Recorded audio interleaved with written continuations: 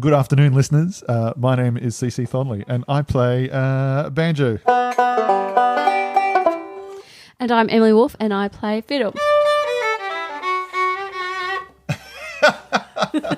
And we're the Wolfe and Thorn, and welcome again. Thank you very much for tuning in to I believe it's the 6th episode. Number 6, really? Yes, of the Wolfe and Thorn Tasmanian Heritage Podcast. That's right. We're recording these whether you like it or not. Yes, and a lot of you do, and some of you don't, apparently. But anyway, the point of this thing is to just share with you some of the wonderful folk music that we play here in the traditional capacity in Tasmania. We've got songs stretching right back to settlement. Unfortunately, we don't have a lot of stuff that happened before settlement, much to our shame and sadness. But that's our own fault. Yes. So this podcast, what we do is we play 5 tunes, just like we're sitting around having a coffee or a wine. Well, that's your mother's Josterberry juice, Yeah, I'm isn't not it? drinking wine. It's the Goodness afternoon. me, it's afternoon. It's a bit It's early. homemade Josterberry juice that my mother made. Yeah, from Josterberries. From Josterberries. Yeah, Josterberries is a special Tasmanian berry that grows. It's a cross between a blackcurrant and a gooseberry. Oh, right. Okay. Yes, but we're not here to talk about berries. Back to the tune. That's right. Anyway, so yeah, just so we're going to play on warts and all and that sort of stuff. So it's been quite the week. The weekend was a bit hectic. Weekend, it's getting really hectic now. But yes, we had gigs all weekend, and we had our Tasmanian Heritage Fiddle Ensemble performance on Saturday at Bright Eyes Cafe, which was, I thought it was very successful. I thought it was well received. Everyone showed up, and we had a really nice crowd, and it was a beautiful, hot afternoon. So it was hotter in Tasmania today than it was in hotter on that day. It was hotter than it was in Brisbane. Oh, wow. That's hot. That's hot for us because our sun's a bit of a killer down here. So, and the Bright Eyes Cafe is on the Brook Street Pier, which is essentially a giant plastic shed. Yeah. That glass. heats up. Yeah. Well, it's like a hot house. It gets very warm in there. So it was particularly warm in there, but everyone did a really good job. It was really good fun. It was, yeah. So we'll be looking forward to next year to do that sort of thing. If you're interested in the music we're going to play, you can always get in touch with the Tasmanian Heritage Fiddle Ensemble. And we try to do a gig every term with everybody. And so it's good to get involved. Now, I just want to say that, just because you join, you're not forced to do the gig. Like we have a young banjo player. I say young. He's not really young. He's very old. But as far as banjo playing goes, he's very young. Phil, and he decided not to do it because he had a bit on and he was a bit stressed, and that's absolutely fine. We had some other people who had a go. It must be absolutely terrifying to do your first gig. I think so, and there were definitely some nervous members in the group that some of them chose, came in halfway through or had to sort of give encouragement to some other members as well, going, yeah, you can do it, it's fine, and do what you can. It's the type of group that you're not forced to do anything that you're uncomfortable with. Of course, we always encourage always encourage our members to perform when there's a gig, but it's also can be very daunting if you haven't performed before in front of a crowd. And for some of the members in the group, that was, for a couple of them, the first time that they've performed. And if they're new to their instrument and learning it, it's also extra daunting on that. So they all did a really good job as a whole. Yeah. And we always say to members, whatever you are comfortable with doing, but they all did a great job. They all rose to the task, didn't they? They all, yeah. It sounded great. It sounded fab. And it's interesting, because I learnt playing folk music. So for me, it was grabbing the fretted instrument, whatever it might be, and just joining in. And as Jake from the Adventure Time series says, sucking at something is the first step at being sort of good. And that's exactly was the case for me. You don't watch that show? I do. I'm just so happy you've managed to find a reference that's relevant to us. I want to get that tattooed. Because that's folk music. It is true. You start off, the young ones are lifted up by the old ones until they carry on the flame, and that's what it's all about. That's with anything. I think when you learn an instrument, you've got it's that commitment and persevering through the tricky times. Because I remember when I was learning, I got really fed up with it, going, I just can't get a clear sound. Everything sounds scratching. You know, and I was about 11 or 12 by that point. And I've seen a lot of parents actually chuck in the towel themselves or discourage the kid when they're making those squeaky sounds, not realising that that's the next Andre Rieu. Actually, maybe they should stop that kid. Well, actually, if parents tell me, "Oh, is that sound normal?" and they're saying in front of the child, and I have to say, look, you know, my parents used to say that to me about everything I did. I often say, I've gotten better with it now because I often say, look, I actually say, I don't believe any child makes a squeaky noise. It's all part of the learning journey, and everyone can make a sound and a good sound, and it'll just develop the more you play. So I don't think it's a bad sound because, you know, I think if you say that when they're learning, particularly at whatever age, but old or young, it's really discouraging to sort of go, oh, what's that sound? Yeah. Why does it sound like that? And it's hard in anything. Taking up an instrument's hard, particularly if you're playing an instrument that's fretted or a string instrument. But I think it's tricky because you've got a lot of techniques, and woodwind's like particularly hard as well. So there's no easy. They would squeak more. Oh, woodwind! I can't. Well, see, I tried woodwind and couldn't do it. I tried piano and it gave me a migraine. My natural thing was to grab the fretboard like this and do that, and then. My brother played saxophone. He was really good. Was he squeaky? I don't really remember. There you go. No, I don't remember. No, he wasn't. There was no squeakiness in our house growing up as kids. That's beautiful. So we totally digress now. All right. Totally digress, yeah. But anyway, the weekend we had loads of gigs. I think on the Saturday I had 5 gigs, and then we had a really late one, and then we had one on Sunday morning, and You really struggled with that. I really did. You were not in a good mood. Yeah, well, I got to bed extremely late from the massive Republic rock out because we play in another band called the Black Swans of Trespass, which is kind of like I call it a post-trad, postmodern fusion band where we just play whatever we like on electric instruments and post-trad fusion. And we had people dancing. That was the other exciting thing because we played it. The dance restrictions have been lifted. That's right, because we had Republic gig on the Saturday, and then we had Rectango on the Friday night. So we were the first, Black Swans were the first band to play with the Rectango being opened on the new stage. And isn't it absolutely, like Rectango is this legendary gig that happens in Hobart that's been run by these musicians and music lovers for a very long time, and it's every Friday night, and it's outdoors, so it depends on the rain. Some days you only know it's going to be cancelled by looking at the rain on the day, you know. Yeah. But it's a coveted gig. Everyone wants to play it, and it's got So what they've done, if they've renovated the whole stage, and it's beautiful. And we had we played on the main stage, and then what they did was on the second stage, whilst we were playing, they set up the support act, and as soon as we stopped playing, the support act took off, and as soon as the support act stopped, we took off. There was none of this changeover thing, and that was Ruby Austin Lund, who's a tremendous Tasmanian songwriter and keyboard player. Very funky, very cool kind of sound. Not very not folky. Not very folky. Don't know why I play that tune every time. She's got a beautiful voice. I like Ruby's voice. So she was great. And people were dancing. Gosh, it was so nice to see people dancing. I didn't realize how much I missed that. And then I had to get up super early to go down and set up the PA for the Sunday gig, and that killed me. Yeah, no. Anyway, that was the thing that pushed me over the edge. So anyway, but let's not mention the war. What we will mention, though... Let's get back to tunes. We're going to play you some 5 tunes. So we made a special effort this week because we play a lot of Steve Gadd tunes. We made a special effort not to play a Steve Gadd tune, and the very first one Emily selected was a Steve Gadd tune. So we're not going to play that just yet. It's just, I thought, look, it's just there are a lot of Steve's tunes, and there's a lot, yeah. I'm sorry, and you know a lot because you were in that period in the Heritage Fiddle when he was there and learned. It's understandable that there'd be a large part. I do apologise about that, but don't apologise to me. Oh, I'm not apologising being in the group. I mean, apologising. We're trying to. Yeah. That's fine. No, it's fine. The point is that there are a lot of people who have contributed to the heritage music of Tasmania. Yes. People like Fred Pryback, who I think we should start picking his brains fairly soon. Yeah, and if you're one of those people that has a, if you're out there and you're listeting to this, and every time we say Steve Gadd, you're like, "What about me? It isn't fair."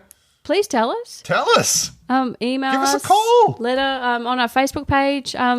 Because we're going from what we've sort of. Just what's available to us in the half hour we have to prepare for this podcast. We've got this pile of Steve Gadd tunes, so we just reach in. Just play these. Just play these. We've only got half an hour. We've got to get to the next gig. So yeah, But look, we're open arms and wanting to learn as much as we can, because we really want to know. You can be as abusive as you like. We really enjoy that. To Carl, not to me. I find it hilarious. Yeah, be nice to me, please. Yeah. So, the first song we're going to play for you is an Alexander Lang tune. We've spoken about Alexander Lang quite at length. This tune comes from around 1820s, 1830s sort of era. It's called Miss Mary Stirling's Hornpipe, and no one has yet been able to identify who Mary Stirling was. Oh. So we don't know anything about this tune. It was just possibly one of the many, many, many women Alexander Lang was interested in. Right. Cool. But I like this tune. It's a cool hornpipe, and we swing it pretty hard. So, well, all right. I'm going to try this. I might. It's a bit. I know the melody, but I'm a bit rusty on it. So, all right. This is no safety net, folks. 1, 2, 1, 2, and.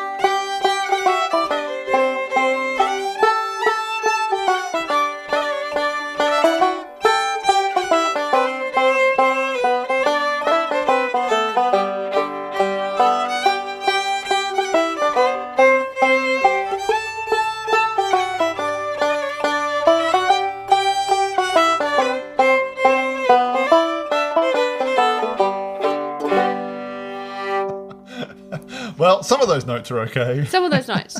You were like 80% there. 80%. That's a distinction. Yeah. Okay. That was good. I really like that tune. It's actually a really good tune if you're learning to play your ARPA style on the banjo, because it's all these scales. Okay. And it has a little bit down here as well.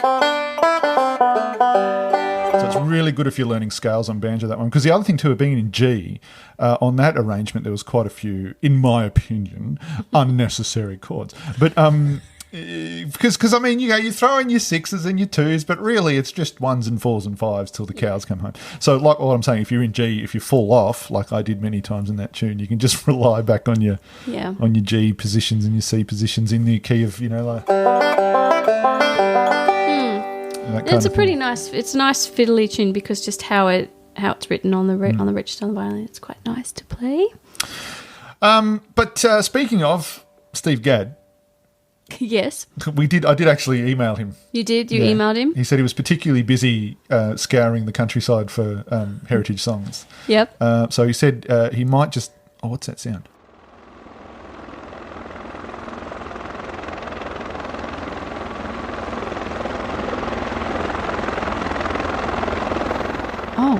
That's loud. He said he was going to fly the helicopter over and drop by... right. I don't have a helipad for that. No, he's just going to hover above the house, and then he's going to... Here it comes. Here it comes. A little claw with the envelope. Oh, wow. This is like Mission Impossible stuff. Yeah, I know. It's very dangerous, this. I didn't know Steve could fly a helicopter. Not a license for that. I've just opened the window. Yep, and envelope. Thank you. And off he goes. It can fly.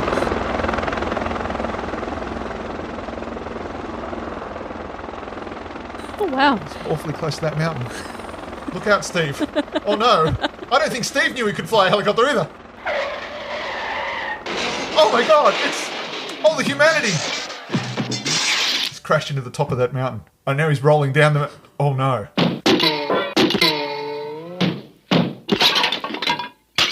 Oh no. Oh, it looks like, okay, the helicopter stopped now. It's finished and I think it's a little bit of smoke. I think we're going to be... Oh no. It's on fire. Better. Should we go down there and see if he's all right? Well, we could. I'm sure the fire brigade will swing by. No, wait, look there. I see some movement. No, he's out. It's fine. Oh no, look, he had another helicopter in his pocket. Okay, he started that up and off he goes. Okay. Bye, Steve. Thank you.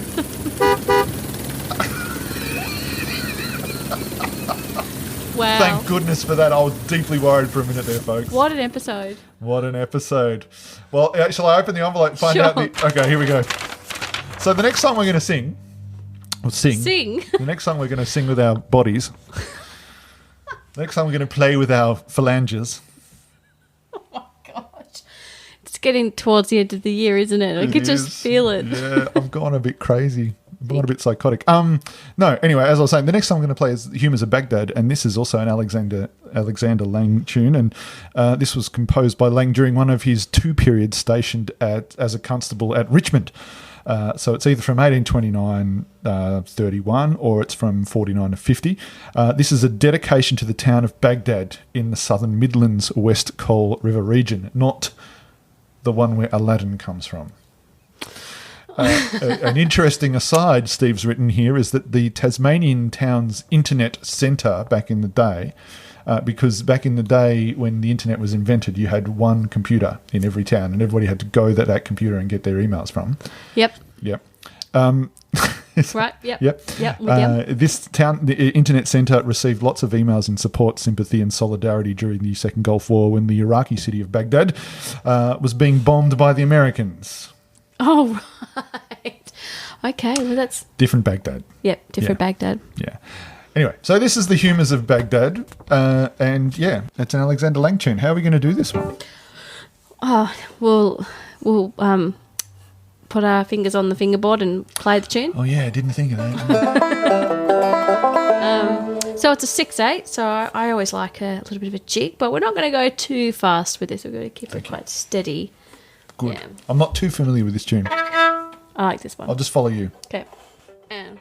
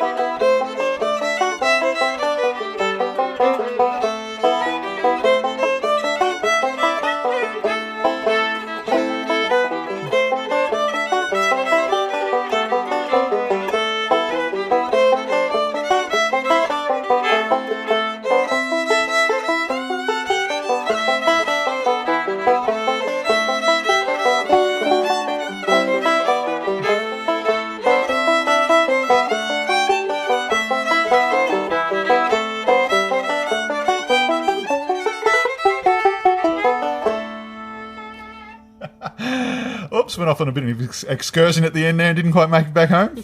That's okay. I also kind of tripped over fingers there at the very end. A bit rusty on that old tune, aren't we? It's a bit okay. It's all right. It's not too bad. It's still good. It's still good. Still did it. 10-second rule. Gee, yeah, 10-second rule. Yes, well, what the listeners don't know is during the playing of that tune, we had a colossal technical failure there, and I'll just quickly... Are we still... Yes, we are still recording. Thank goodness for that. Yes, it stopped recording. That was the Humours of Bagdad. Yes, that was the Humours of Bagdad. And so the next tune we're going to play for you is a Max Webb tune. So Max Webb was much later, maybe about a century later. than Alexander Lang, and we've played a few Max Webb tunes on the show before, and these are our sort of interpretations of reinterpretations of tunes that people have given us and we've knocked around. So Max Webb was a piper. He started the Derwent Valley Pipe Band, so he wrote a lot of airs, and this Slow Stream is one of those airs, and he wrote this for bagpipes. He simply called these airs slows. Did you know that? Okay, no. You heard that expression before? No. It was Max Webb. Right. Yes, instead of calling them airs, he called them slows. This Slow Stream one is a major diatonic and has a sweet melody. Others have previously been in Dorian or natural minor modes. The second section has a bugle-like melodic phrase repeated before resolving, much the same as the first part does, which you'll hear. Max published this in a book a few years before he passed away. I'm not sure where to get that book. Maybe if one of the listeners out there has a copy or knows where to get it. I didn't know he did a book of his tunes. That would be nice to get. Yes, if you know, that'll be nice to have a look at it at least. Or So we're playing this tune on banjo, which is about as far away from bagpipes as you can get. Yeah. And fiddle. Yeah, I can imagine this, how it's written. It would sound really pretty on bagpipes. Or what are the Irish pipes called? Eolian pipes or something? Oh, yeah. That'll be really pretty on that as well. Yeah. Well, if anyone from the Derwent Valley Pipe band is still around and is listening to this by any chance, give us a yell. Tell us how you went with it, and tell us maybe you can sometime in the next season when we get some more technological stuff and we can go on location, you could play it for us. That'd be nice. That'd be great. But this is... Sorry, go on. No, I was going to say that'd be nice. It'd be cool. But this is our version of Slow Stream. Yeah. Just check if this battery's still... Yep, banjo's still charged. I'll just start at this one. Sure.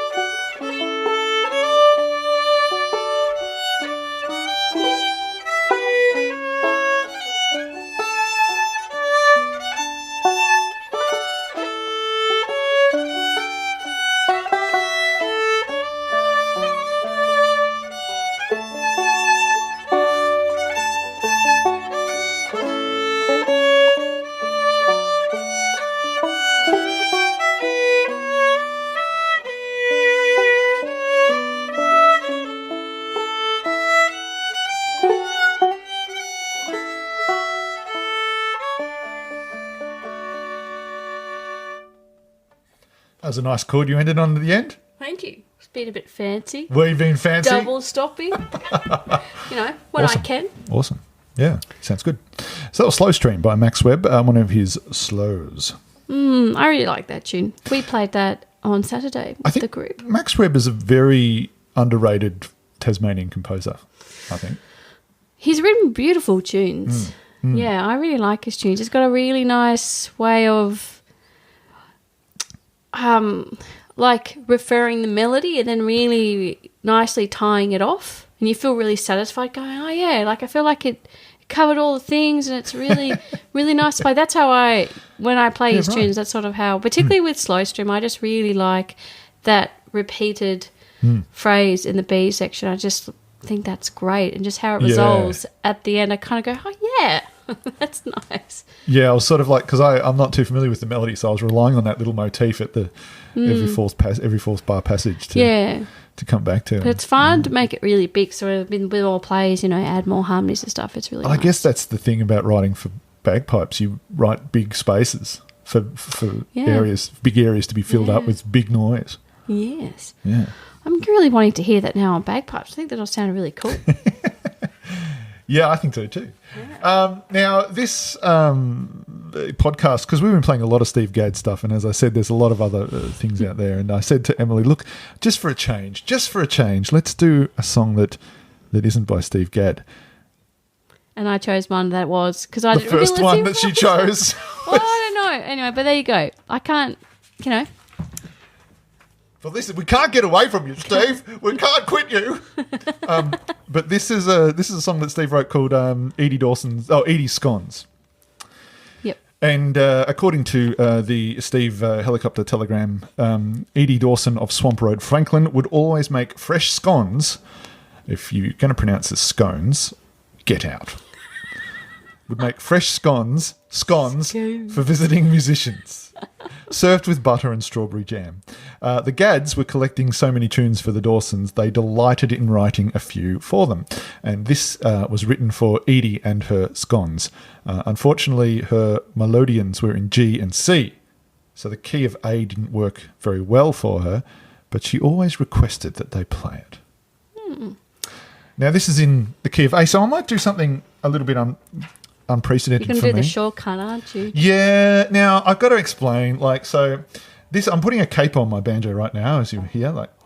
There you go. Do you hear that? That's the thing. And I've got these funky little things here that I can just put that under and turns it into...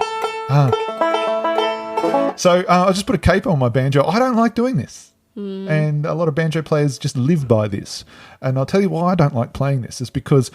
over the years, I've had to play in a lot of non-folk situations, particularly with jazz bands, and constantly changing the key from what a banjo is naturally set up to. Because when you play banjo in the traditional, particularly five-string banjo in the traditional sense, you're basically relying on a lot of bluegrass stuff like.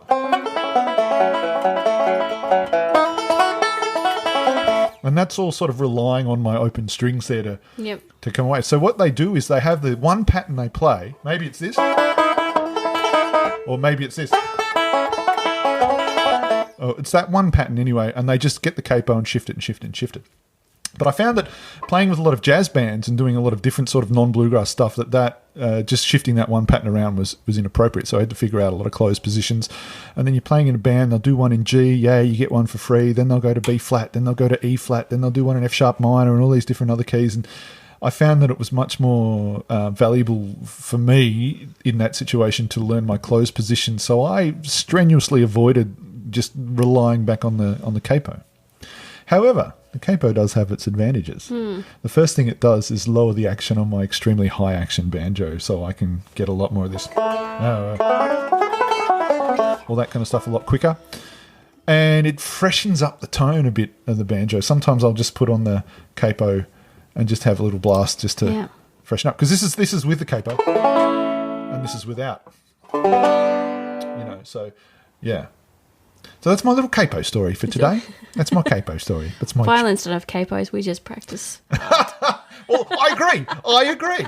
No, you're right. And And I For all saw those that. fiddle players out there going, yeah, that's right. And that's what used to bug me about when you went to folk sessions. That was like all the banjo players would go, oh, this is good. Is this in G?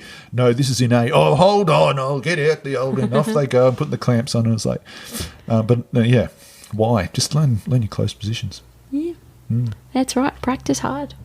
Practice hard so you suffer so that you're better. That's how it works. That's how we're here today, folks. Embetterment comes through suffering. All right. Shall we do Yep. Shall we do it? Yeah, I don't know this tune at all, so I'm just going to listen to you. Sure. This was one of the first tunes I learned, I reckon, like when I was in the Heritage Ensemble. Well, early on, so that's probably why I chose it, because I was like, what's something really super old I haven't played for ages? But again, I think I kind of, when you told me Steve, I was like, oh yeah, I think that's what I did. I thought he didn't, but that's okay. But, you know. Yeah. That's just what happens. When you're playing these tunes for so long and you kind of lose track on who wrote what. So they just become a big mishmash of dots. Yeah. But these are great tunes. This is a great tune. All right. All right, I'll just start it. Oh, very good. I'll follow you. If I remember how it goes.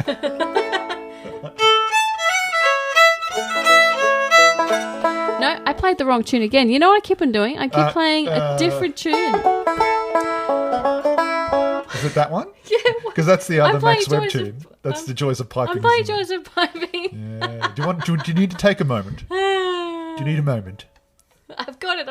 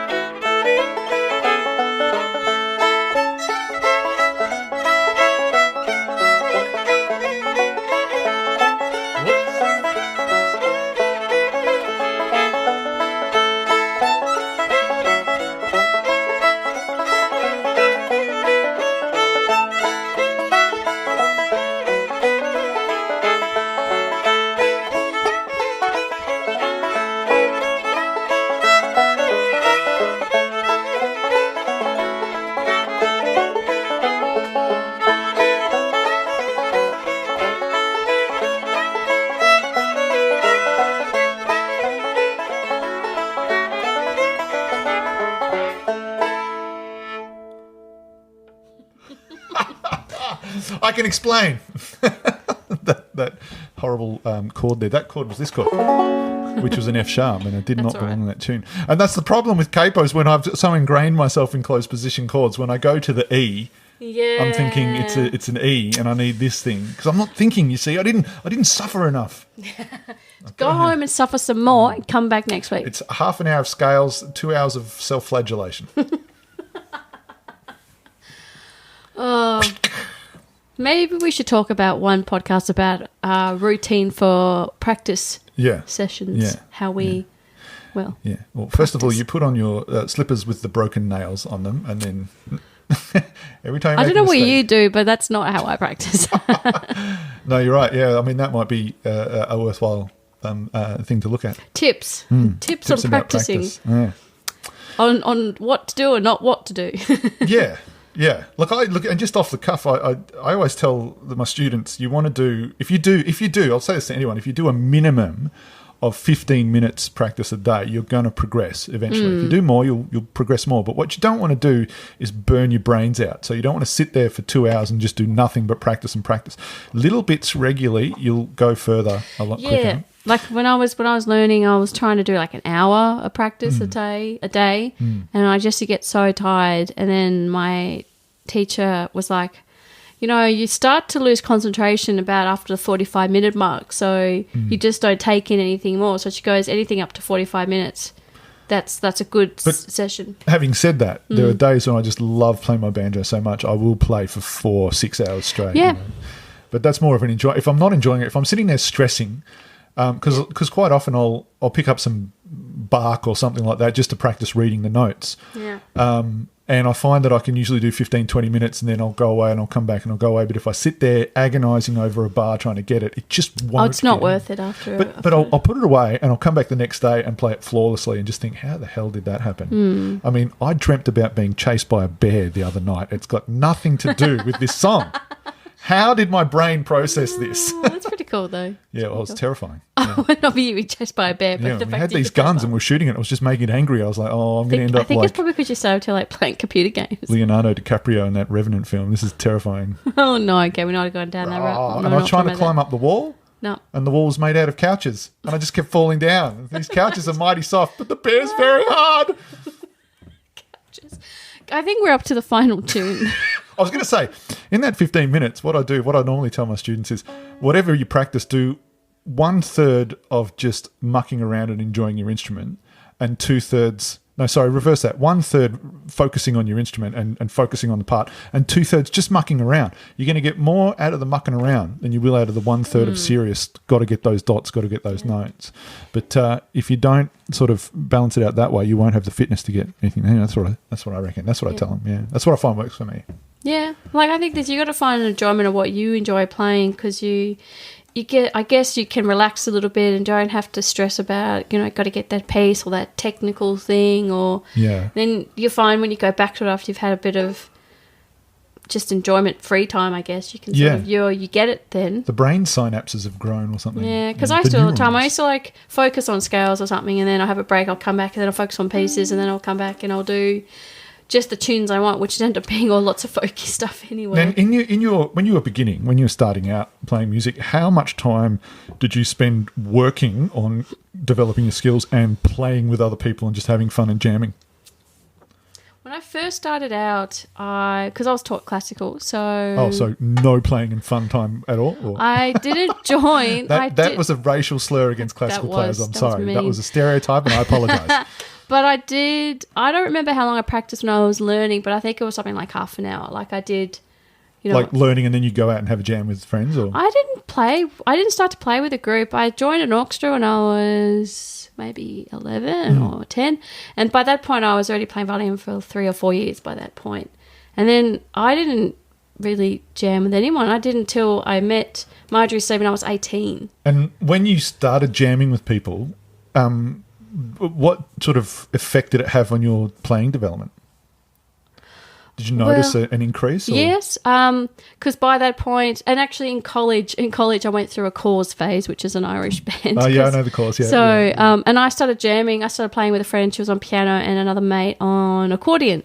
And that was really fun, and we sort of were jamming a bit. We always got ringed in doing for assemblies and stuff. But what I noticed, particularly in Heritage when I joined, my reading really, really improved amazingly, because I could already sight, I could read music. So by that point I was just doing classical. So I could read music and I understood all that stuff. And at that point I had just been playing in my bedroom along to CDs with Scottish music that I learnt by ear. So was that because there was great shame when you played the Scottish folk music in front of the classical people? Well, I just, at that point, I just wasn't aware of other groups. So, like, I didn't know about the Irish sessions that happened in New Sydney. I think they would have still been going, they would have been going when I was... They're still going now, the Irish sessions in New Sydney. If you're in Hobart... They're going right now. A couple of things. They've been going since, it's non-stop. I don't know what day it is, but you can check in with New Sydney. It's Saturdays. Saturdays, yeah. And it's like 12 to 3, I think. And that's specifically an Irish session, so if you are interested in that music, that's a good point of contact to go to. Oh, look, yeah, it's good. And but I just, for me, I just like doing that, and it was just easier to play in my room to me, because the group that I listened to was like 5 violins, so to me it felt like I was playing with heaps of people. But so that, really? that Interesting. was nice. But when I joined Heritage, reading improved. The ability to work out harmonies and improvise on harmonies was really great as well. So that's what I noticed. Yeah. And so there must have came a point when you were just playing a lot more than you were rehearsing. Or let me put that another way. You were playing music a lot more than you were learning music. Yeah, so I would come home and just play the tunes and practice them, and then get them by memory as soon as possible. So I just wanted to try and get them in my head. So that was really fun. Yeah, I ended up playing more than. Yeah, it just encouraged me to play more, because I was like, oh, I can do all this stuff now. My instrument, because I've been working hard for all this time, and now I can do all this. It's kind of paid off. Yeah, right. Yeah. Well, folks, we played 5 songs for you. We've played 4. This will be the final song that we played tonight, and then we'll say goodbye. For this week, we're going to do one more show before Christmas. Then we're going to take a couple of weeks break because there's some sort of event happening. Yeah, we've got a lot of, we're going to, I don't know, help Steve with his helicopter, I think. Yeah. It's Christmas. You know what that means. It means family domestic violence, so we have to be very prepared for that. No, come on. Don't say that. That's terrible. No, it's true. Just do what you like. But yeah, so we're going to have a couple of weeks off over Christmas, then we're going to come back. But the next week, we're going to do one more show before Christmas, and that's going to be a very special show. The Christmas theme. The Christmas theme. You see, because traditional Tasmanian music is a broad church, and I think wherever you go in the English-speaking world or even in the European diaspora, Christmas carols do make up a very important part of your traditional music lexicon, I suppose, for lack of a better word. And the problem is that they get butchered and they get abused, these Christmas tunes. And so people develop an aversion to them, but they're actually really, really cool to play and fun to play for people. Anyway, that's my rant over. What's the next song? Well, we're going to finish off with Mrs. Champ's Reel. Right. I've got some information here from the heliograph. That probably means something entirely different to... Yeah, please. Heliograph. Let's just keep going. Yeah, right. Mrs. Champ's Reel is derived from the same folkloric tune that evolved into the Mason's Apron, and it can be thought of as a regional variation of Mason's Apron. It's Tasmania's very own Mason's Apron. Yeah. And I didn't realise the connection, and then we were playing it, and then I think it was at a folk festival or somewhere, and then they're like, oh, it sounds like Mason's Apron, and I was like, oh, okay. It's like... It's literally like nearly pretty much. Yeah, and that's the thing about folk tunes, as I was saying last week about them being human beings and walking around and having a life of their own, that they have, you talk about a person in their absence, like 3 people who describe the same person very differently. This is one of these examples. When Cape Breton's Sprague session visited Tasmania, they enthusiastically added this tune to their collection of versions they had picked up around the world, according to the Gadbot 2000. Yeah, I was there, yeah. You were there? You were at that gig? What? Yeah. I was. Wow, I believe you. Yeah, why would I believe you? Yeah, the guests, because we did a tune session with them, and then we played with them in St. David's Park. Right. Yeah. Wow. Yeah. So this is Mrs. Champ's Reel, and this was developed by, I think it was, it's credited to Alexander Lang, but it's about... one of the governors of Tasmania. Now, there's a slight discrepancy here in the information we've received. John Champ was commandant at Port Arthur. His name wasn't John. I think his name was William. Mm-hmm. But anyway, everyone called him John now. We call him John now. But he was a powerful but disliked character who was always keen to act as patron to musicians, even though he was a prick. He ordered the... Can we say that word? You might have to do a sound effect. Okay, no, it's fine. I've got plenty of sound effects. I can cover over the word prick. I can probably do it more than once. Yeah, twice, in fact. 3 times. 3 times a prick for the winner. Thank you very much. He ordered the formation of a string trio among the prisoners there. Neil Gal Foggo, the nephew of the famous Scottish fiddler and composer. They don't say Scottish. They say Scottish. Isn't that weird? Anyway, that's what they say. The Scottish fiddler and composer Neil Gow, he was a prisoner there, and he was tasked at assembling the trio from among musicians, 2 violins and a cello, and writing arrangements for the event. Sadly, this music has been lost. Lang, a constable at the time, sought to endear himself to the Champs, and he visited them on a few occasions and dedicated 2 tunes to Mrs. Champ, who was a keen gardener. When Van Diemen's Land became Tasmania and attained its own parliament and basic home rule, the two main parties were equally balanced. Champ, who was attached to neither but hated equally by both parties, became the first premier of Tasmania.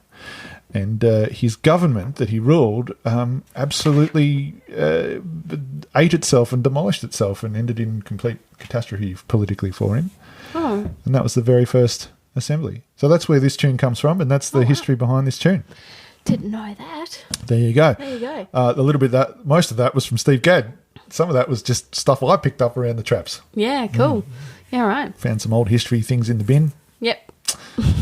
Yeah. So we're going to play this as a reel. Yes. I was saying to Carl before, sometimes I like to swing it, but it's like sort of like a hornpipe, but we're going to play it as a reel today. Bit of bluegrassy flavour in there. Get the fingers I don't know this tune at all, so once again I'm just going to bluff along with you, but Yeah, I know. the way we sort of played it before, I was having a lot of fun with some bluegrass chops, so I'm just going to follow you. There is a sneaky B minor in this tune. Look. Oh, I see. You see him? I see. Yeah, what All are you the doing? B minors. What are you doing with those B minors, Steve? You've got a lot of B minors there. You keep chucking them out. Putting them in he sneaks a B minor in the salad, and there it is. You're chomping along and you suddenly get a crunch of B minor. It's like, ow!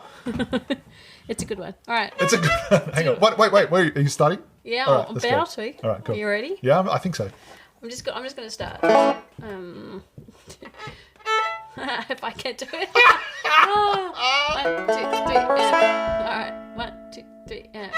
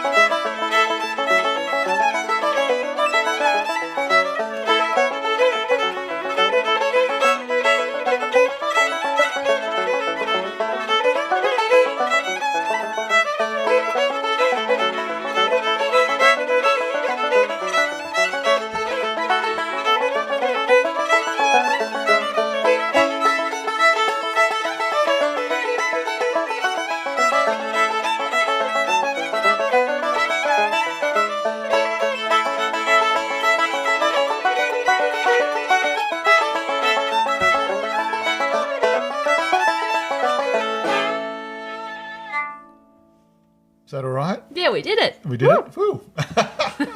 So there you go, folks. There's your 5 songs for today. Thank you very much for tuning in. We're Emily Wolfe and CC Thornley. Guess which one I am? And we do this podcast. Guy with the beard. That's right. I'm Emily Wolfe. Hey. No, hey, come on. No, we play banjo and fiddle and we play around traps and we love Tasmanian heritage music, and this is what we're playing. This is what this podcast's all about. We're at the halfway point. We've got another 4 sessions to go for this very special podcast, and then we're going to do something different. But stick around for next week, because next week will be the Christmas show, and then we'll have a couple of weeks off, and then we'll finish off the season with some other heritage researchers Be and songs. excited for that. But thanks for listening, and we will see you next week. The songs this week were Miss Mary Stirling's Hornpipe, The Humors of Bagdad, Slow Stream, Edie Scones, and Mrs. Champ's Reel. Is there anything you'd care to add? Have a good week and stay safe. See you next week. Toodaloo.